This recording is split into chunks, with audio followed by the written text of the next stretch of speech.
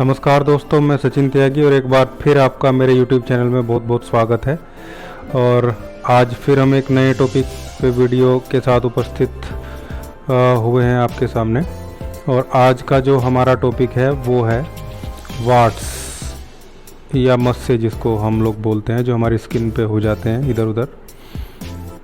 तो चलिए दोस्तों शुरू करते हैं।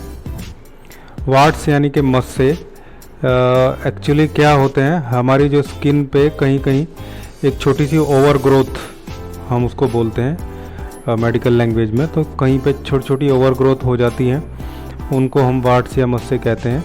और ये एक वायरल डिजीज़ है, मतलब एक वायरस इन्फेक्शन की वजह से ये होता है।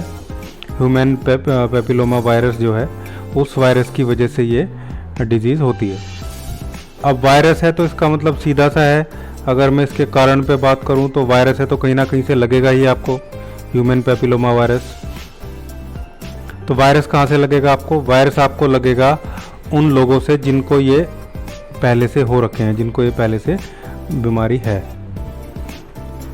और वो लोग जिनको हाथ पे, फेस पे या कहीं वायरस हैं, आपने अभी कुछ दिन पहले उनका तौलिया इस्तेमाल किया हो या उनसे हाथ मिलाया हो, और वो लोग जिनसे आपने हाथ मिलाया वो बार बार अपने मस्सों पे, अपने जो वार्ट्स हैं उन पे हाथ लगाते हैं, फिर आपके साथ हाथ मिलाया, फिर आपने इधर उधर हाथ लगाया अपने शरीर पे, तो वहाँ से और कहीं आपकी जो त्वचा है कहीं से कटी फटी हो या कहीं थोड़ा बहुत आउटब्रेक्स हों स्क्रीन में किसी जगह, तो वहाँ से फिर वो वायरस आपके ब्लड में चला जाता है, फिर जगह जगह वो प्रॉब्लम पैदा करता है। हालांकि ऐसा नहीं है कि इस वायरस के लड़ने की क्षमता हमारी बॉडी में नहीं है, वो है, मैक्सिमम लोगों में वो है। और ऐसा भी नहीं है कि सब लोग कभी ना कभी अपने जीवन में ऐसे लोगों के संपर्क में ज़रूर आते हैं जिनको मस्से हैं, लेकिन हर आदमी को उसके रिजल्ट में मस्से नहीं होते हैं। केवल उन्हीं को होते हैं जिनकी इम्यूनिटी कमज़ोर है, जिनकी इम्यूनिटी वीक है। तो वायरस है तो सीधी सी बात, इसका इन्फेक्शन होगा तो आपकी इम्यूनिटी वीक है, आपकी इम्यूनिटी कमज़ोर है, तभी आपको ये इन्फेक्शन हुआ है। और आपके ब्लड में इन्फेक्शन है जिसको रिमूव करना बहुत ज़रूरी है। तो ये वायरस ऐसे किसी ना किसी वजह से, किसी न किसी कारण से हमारे शरीर में पहुंच जाता है, और फिर जिस जगह से ये एंटर करता है, या तो उस जगह कहीं से कट छिल गया, जैसे जो बाहर जाके सेविंग वगैरह कराते हैं जो लोग, वहाँ ये कई बार जो बार सोप्स होती हैं वहाँ से लग जाता है, हमें कट फट गया कहीं, वहीं से लग जाता है। फिर चेहरे पे, गर्दन पे, ऐसे लोग जो बाहर सेविंग कराते हैं उनको अक्सर देखने को मिलते हैं, चेहरे पे, गर्दन पे, जो दाढ़ी वाले एरिया में मस्से हो जाते हैं, काफ़ी ज़्यादा भी हो जाते हैं कई बार। तो इसका मतलब कि ये सीधा सीधा है कि वो आपको, आपके नाई ने आपको दिया है वो, और आपकी इम्यूनिटी कमज़ोर है, इसलिए वो आपको आपके अंदर चला गया। अब ये करता क्या है, ये वायरस है तो सीधी सी बात है, शरीर के अंदर जाएगा और अपने आप को रेप्लिकेट करेगा। तो ये उतने बुरे तरीके से तो नहीं फैलता है, जो जहाँ पे ये एंटर होता है या जहाँ जिस जगह ये इसका इफ़ेक्ट होता है, वहाँ जाके ये जो हमारी सेल होती है उसको स्टिमुलेट कर देता है, उसको फोर्स करता है एक तरीके से ज़्यादा काम करने के लिए, ओवर ग्रोथ करने के लिए एक्चुअली। क्योंकि हमारी सेल में, अंदर जो सेल होती है हमारी, आप जानते हैं सबसे छोटी इकाई सेल है हमारी, और सेल में बहुत सारे कंपोनेंट होते हैं। उन कंपोनेंट्स में से एक कंपोनेंट ऐसा भी है जो एक तरीके से कोशिका विभाजन, सेल का जो विभाजन है उसका काम करता है। विभाजन का मतलब ये नहीं कि वो उसको तोड़ता है, हाँ तोड़ता है, लेकिन वो उसकी संख्या बढ़ाता है, तो उसको बोलते हैं हम सेंट्रोसोम। और सेंट्रोसोम को ये एक तरीके से स्टिमुलेट कर देता है उस पर्टिकुलर जगह, जिससे वहाँ ओवर ग्रोथ हो जाती है, लेकिन वो कंट्रोल्ड ग्रोथ होती है। अगर ये ओवर ग्रोथ अनकंट्रोल्ड हो तो उसी को फिर हम कैंसर भी बोलते हैं। लेकिन जो ह्यूमन पेपिलोमा वायरस की जो ग्रोथ है ये कंट्रोल्ड होती है। और एक चीज़ और है, आप देखते हैं, अगर मैं टाइप की बात करूँ मस्से के, तो बहुत सारे टाइप के मस्से हमें देखने को मिलते हैं। जैसे किसी को बहुत चपटे मस्से होते हैं, एकदम फ्लैट, बहुत हार्ड, छोटी सी स्किन और चपटा बिंदी टाइप जैसा वहाँ पे हो जाएगा, फ्लैट वार्ट्स हो गए। कुछ को ऐसे मस्से होते हैं जिनमें से धागे टाइप जैसा कुछ निकलता है, हमें दिखता है वो सूत टाइप उसमें से निकल रहा है, तो वो वो टाइप के मस्से हो गए। एक बहुत बड़े बड़े मस्से होते हैं जैसे मटर का दाना। एक बहुत छोटे छोटे मस्से होते हैं, लाल लाल, जो उनका कलर है वो थोड़ा पिंकिश या रेडिश कलर के होते हैं। एक और मस्से होते हैं आपको वो कॉलीफ्लावर जैसे लगेंगे, आप देखेंगे उनमें तो जैसे गोभी में ऊपर दाने से होते हैं वैसे उनमें देखने को मिलेंगे। फिर जेनाइटल वार्ड्स हैं जो जेनाइटल एरिया में होते हैं। तो ऐसे बहुत सारे टाइप के वायरस हैं, बहुत सारे टाइप के जो हमारे वार्ड्स हैं वो ये हैं। लेकिन इसका कारण भी यही है कि ये जो वायरस है ह्यूमन पेपिलोमा वायरस जिसकी वजह से ये होता है, इस वायरस के भी बहुत सारे 100-150 टाइप हैं इस वायरस के। और जितने टाइप का जोन सा वायरस आपको लगेगा उसी टाइप के मस्से आपके शरीर में डेवलप होंगे। तो ये कारण हो गया, ये इसके हमें देखने को मिल रहे लक्षण क्यों हो रहा है ये हमने देख लिया। और एक चीज़ और है कि कई बार लोग इसको कटवा देते हैं या कुछ केमिकल लगा के उसको जला देते हैं, लेकिन वो फिर आ जाता है वापस, क्योंकि आपने वो वायरस को नहीं ख़त्म किया, आपने उस पर्टिकुलर जगह से स्किन को डैमेज कर दिया है। और बहुत सारे लोग जो शुगर के पेशेंट हैं, जिनको कोई गंभीर समस्या है, वो कैंसर के पेशेंट है या शुगर के पेशेंट है या ऐसी दवाइयाँ उनके चल रही हैं जो इम्यूनिटी को सप्रेस करती हैं, जैसे अस्थमा के रोगी हो गए, क्रोनिक पल्मिनरी डिजीज़ हो गई, बहुत सारी फेफड़ों के रोग हो गए जिनमें, या बहुत सारे स्किन के रोग हो गए जिनमें लोग जो है कंटिन्यूस स्टेरॉइड्स वगैरह लेते रहते हैं, वो अगर मस्से को कटाते हैं तो कई बार वो बिगड़ जाता है बहुत, क्योंकि उनकी इम्यूनिटी वीक है, वो हील नहीं हो पाता फिर, और वो एक बहुत अल्सर टाइप जैसी चीज़ें में कन्वर्ट हो जाता है, अल्सरेटिव एक तरीके से वुंड बन जाता है, वैसा घाव जो भरता नहीं है। तो ये हमें ध्यान रखना है, इसको कटवाना तो बिल्कुल भी नहीं है, जलाना बिल्कुल नहीं है। हमारी जो मेडिसिन है उसमें इसका 100% 100% जो है वो इलाज है, थोड़ा सा कई बार टाइम लग सकता है लेकिन ये ठीक हो जाते हैं बिल्कुल। अब मैं इलेक्ट्रोहोम्योपैथी में ट्रीटमेंट की अगर बात करूं इसमें, तो इसमें हमें देखना है कि भाई जो ये एक तरीके से जो और एक चीज़ और मैं भूल गया आपको बताने कि एक स्पेसिफिक टाइप के जो वार्ड्स हैं वो हथेली में तो फ्लैट या दूसरे टाइप के हो गए, पैर के तलवों में भी मस्से जो होते हैं उसको मोस्टली जो लोग हैं कोर्न समझ लेते हैं हर बार, गोखरू जिसको बोलते हैं हिंदी में, लेकिन ज़रूरी नहीं है कि नीचे पैर में हर बार गोखरू ही हो।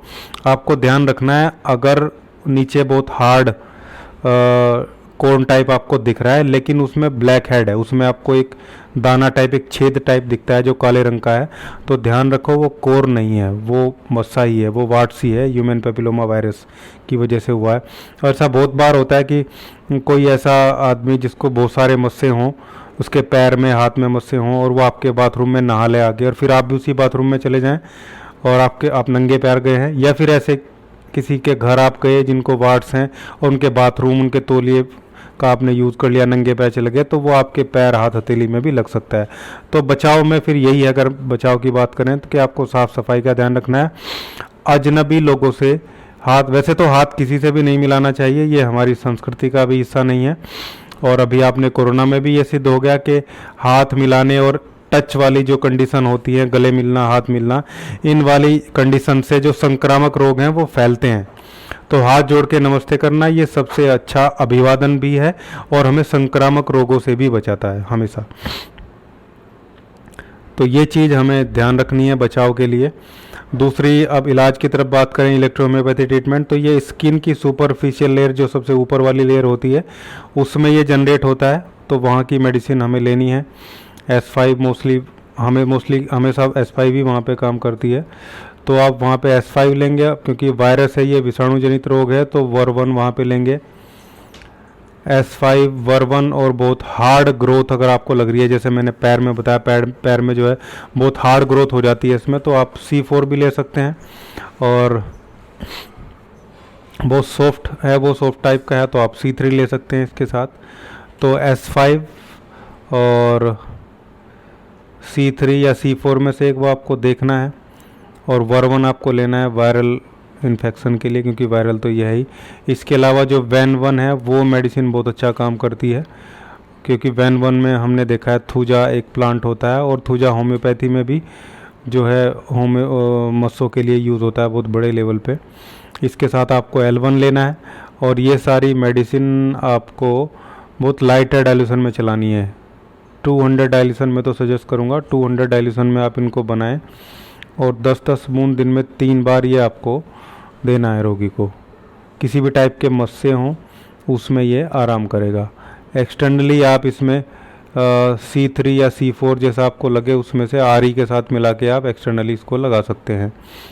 किसी डायरेक्ट नहीं लगाएंगे, पहले डिस्टिल वाटर में उसका D3 आपके पास होगा, D3 को मिक्स कर लो, तो या तो डिस्टिल वाटर में लगाना है आपको D4 बना के, या फिर किसी स्पेसिफिक जो लाइट ऑयल होते हैं उनमें आप बना के लगा सकते हैं, या फिर कोई एलोवेरा जेल या वैसलीन में ऑइंटमेंट बना के भी लगाया जा सकता है। वैसलीन या एलोवेरा, वैसलीन ज़्यादा अच्छा काम करेगा।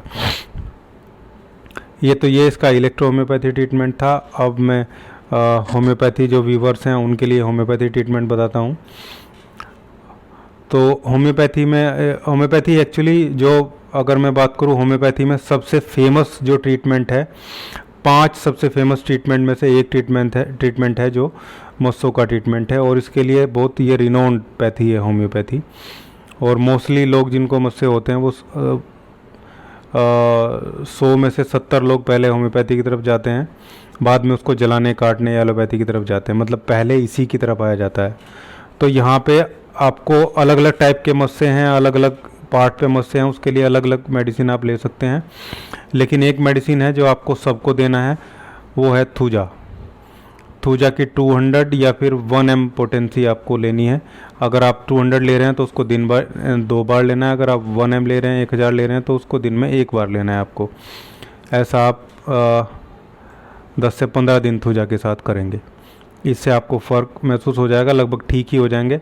अच्छा, कुछ लोग होते हैं जो, क्योंकि बहुत सारे लोग वीडियो देख के बहुत सारी चीज़ें करते रहते हैं, तो थूजा उन्होंने ले रखी होती है, 200 1 m पावर तक भी ले रखी होती है होम्योपैथी डिस्पेंसरी या मेडिकल स्टोर से जाके होम्योपैथी के। अब वो बोलेंगे कि ये हमने ले रखी है, इससे हमें आराम नहीं है या नहीं हुआ है, आप पूछ लो उनसे। तो फिर उनको आप मान के चलो थूजा आराम नहीं कर रही है, तो उनको देनी है मेडोराइनम 1 m। मेडोराइनम 1000 पावर की आपको देनी है हफ्ते में 1 बार। और थूजा फिर आपको मेडोराइनम की 1000 पावर की खुराक दे के आप उसको भेजिए, और फिर अगले दिन से उसकी थूजा दोबारा स्टार्ट कर दीजिए आप। तो थूजा भी वर्क करेगी, और उसके जो ऑब्स्ट्रक्शन आया था, जो रुकावट आई थी, वो दोबारा फिर चालू हो जाएगी हीलिंग में। इसके अलावा फिर आपको अलग अलग टाइप के मस्सों के लिए, अलग अलग जगह के मस्सों के लिए अलग अलग मेडिसिन सेलेक्ट करनी है।